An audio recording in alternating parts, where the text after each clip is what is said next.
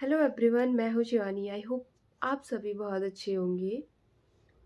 अ, आप भी अपने दिन को प्लान करते होंगे। मुझे सुबह इतने बजे उठना है, फिर ये काम करना है, फिर ऐसे करना है, फिर दिन को ऐसे करना है, शाम को ऐसे, रात को ऐसे। तो पूरा दिन आपने प्लान किया होगा।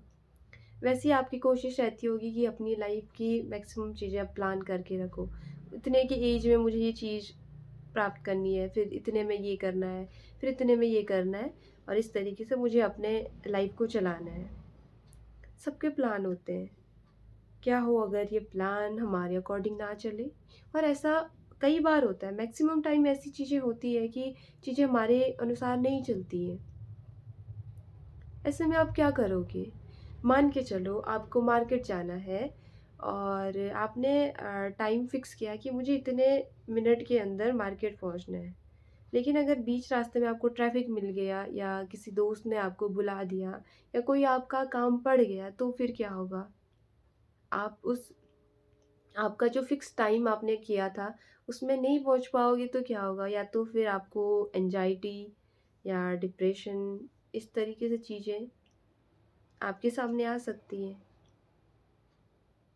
तो इस चीज़ को हम कैसे ओवरकम करें और यहाँ से बाहर कैसे निकलें?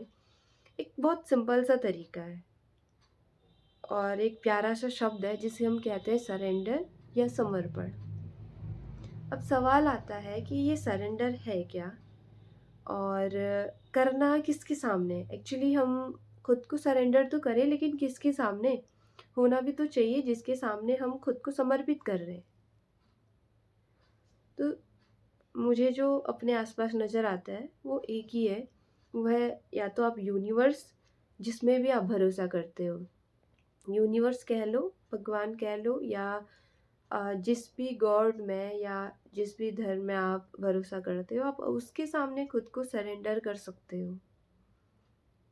यानी कि जो हमारी आदत होती है चीज़ों को कंट्रोल करने की, अनसर्टेनिटी, लाइफ की जो अनसर्टेनिटी है उनको कंट्रोल करने की, या जो हमारे डर हैं, अब आपने उन सब को ऊपर वाले के सामने समर्पित कर लिया है। जैसे अगर फिज़िकली कोई प्रॉब्लम है तो उसके लिए आप प्रैक्टिकल सॉल्यूशन ढूँढोगे।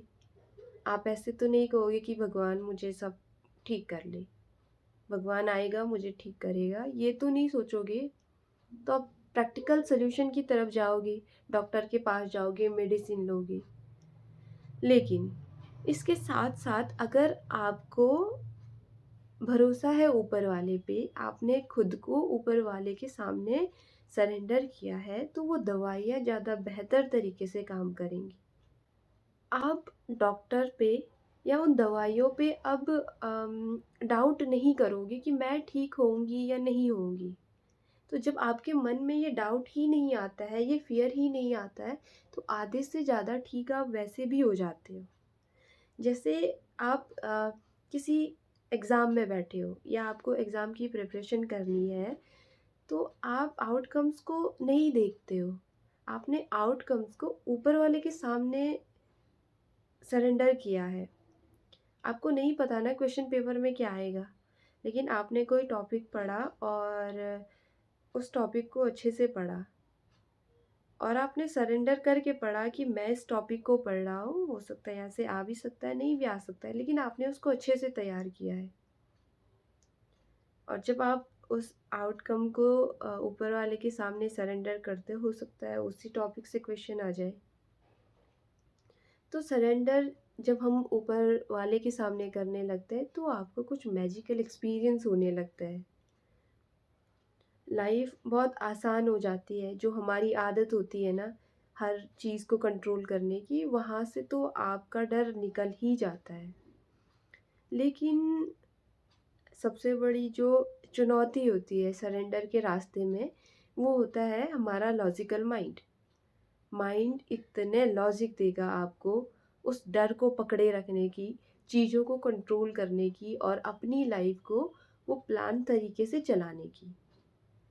लेकिन अगर आपने सरेंडर करना सीख लिया है, ऊपर वाले के साथ आपका जो कनेक्शन है वो एक अच्छा कनेक्शन बन गया है और एक फेथ आपने डेवलप कर ली है, तो यकीन मानिए आपको ये डर भी नहीं लगेगा और आपको लाइफ़ का जो एक सुखद अनुभव आपको मिलेगा।